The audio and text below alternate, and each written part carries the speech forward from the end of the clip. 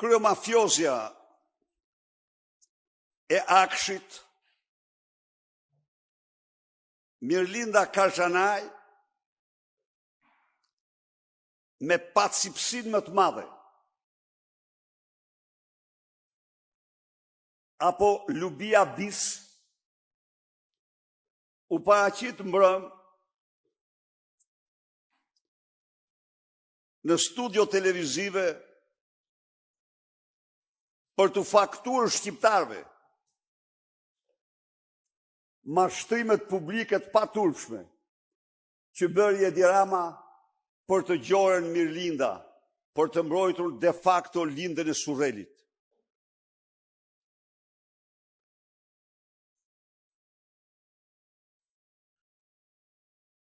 Studio është graska ku shpirti hajdutit do thoshte Shakespeare kapet si laraska. Mirlinda doli aty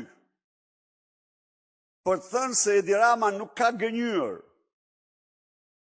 kur ka deklaruar se e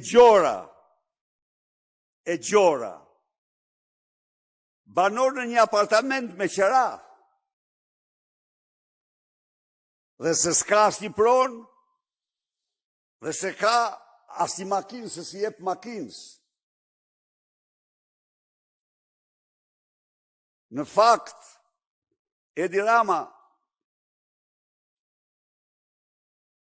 një lloj si Lubis, edhe ndaj saj do ishte javë të mirë të çdo veprim, por ka një problem të madh. Në qoftë se në rast e Lubis që non vetë mbrapa direkt, aksioner me 60% të dosjes, në rast e Mirlindës, drejtoresha e vërtet de facto është lindja e Surrelit. Po, e njohur dhe mirë njohur, me dokumenta zyrtare në dosje prokurorie. Ndaj dhe Edi Rama mori përsipër të mashtroi publikun. Dhe me qenë se pas këtij mashtrimi, si cili dishpitar, organi i prokurorisë dhe mediat publikuan një nga një pronat e kësaj hajdutje, që banon një apartament 800.000 euro aty ku është, të paktën 200 metra katror për të mos thënë 1 milion euro, dhe gjoja e paska me qera 600 euro në muaj. Kuptoni ju? Që pa 3.000 euro aty se është një qindar kur në vend. Po të jetë kështu. Po së është kështu, është i blerë, në përmbet, gjithë një del. Menaxheri i saj është Gjysagasi. Ai këte apartamenti, thot një firmë Fortis Betona, si quhet, që bleje ti e shite këtu me një fjalë. Dhe në fund, del kjo e gjora me qera 600 euro në një apartament 200 metër katror tek Era Albania, ku qeraja është të paktën 3.000 euro për 200 metër katror. Pra, kjo e fundosi dhe më zi Edi Ramën. Sepse Mirlinda, që në fakt është një prestonome në shumë afera e lindës së Surrelit, jo që nuk mbrojti, dot, as një nga mashtrimet e Edi Ramës, por përkundrazi, me qëndrimet e saj, me pamjen e saj, ajo faktoi të gjitha mashtrimet. Natyrisht, të kuptohemi, Mirlinda nuk ishte në ekstaz si Lubia në tunel. Kujtoni pak Lubin në ekstaz në tunelin e Llogaras. Ma e një mend.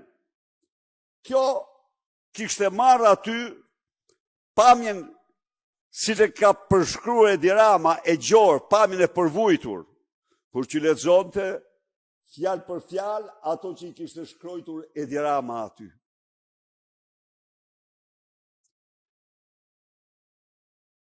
Mirlinda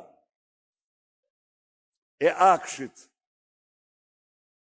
një nga krerët e organizatës kriminale që Edi Rama e nxori nga arresti i shtëpisë.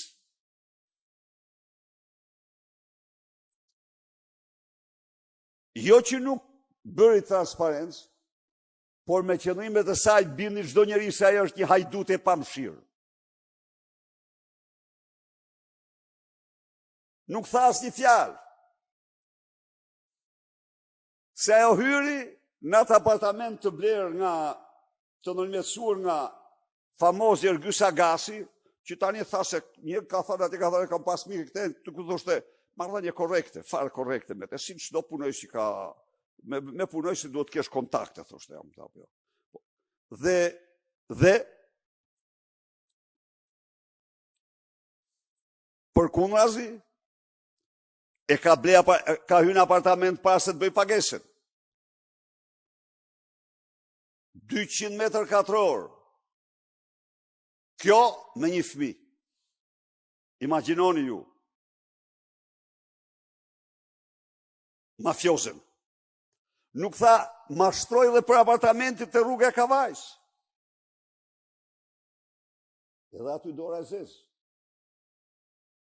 Në qofë se këtu është Ermal Beqiri me shokët, aty është Ermali tjetër, Ermal Beqiri tjetër. Po cili Ermal Beqiri? Daniel Shima.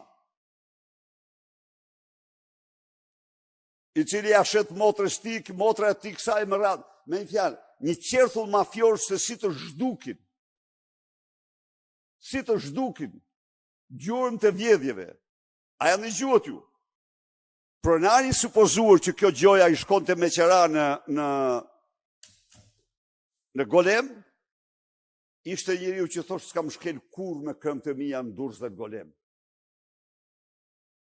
Kështë dishmitarja e Edi Ramës kjo. Nuk kam shkel kur.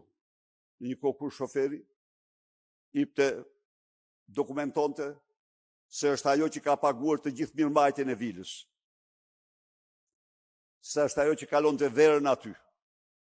Se organizon të parti e stër parti. Dhe po të merren kamerat, nuk përjashtohet mundësia që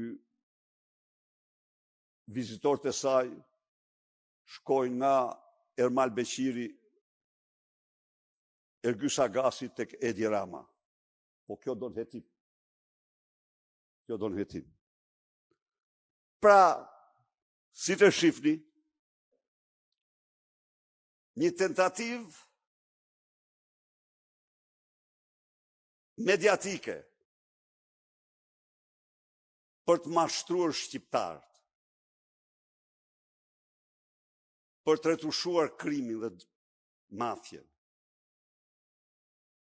Ndaj dhe të dashur qytetar dhe qytetare, edhe njëherë këtu ju paralajmëroj se mafja e fjalës së lirë, në rastin konkret, është fjala për Top Channelin, që drejtohet nga një kumargjesh e papërmajtur.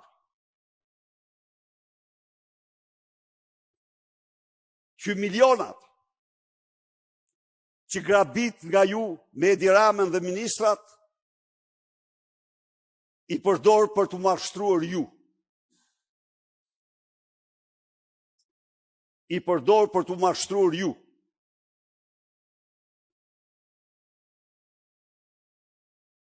Ndaj dhe lutja ime për çdo qytetar,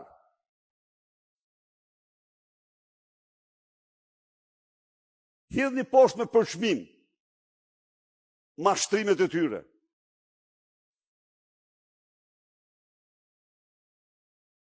Bëni transparencë me media sociale, se po të i kalohet çdo lloj kufiri.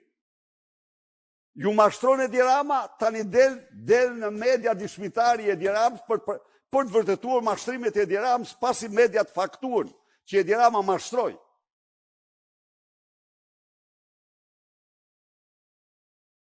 Po të bëhet i fact-checking, si që bë nga pasi publikoj Spaku të dhënat e veta. Doli që Edi Rama kishte mashtruar në çdo fjali, në çdo fjalë.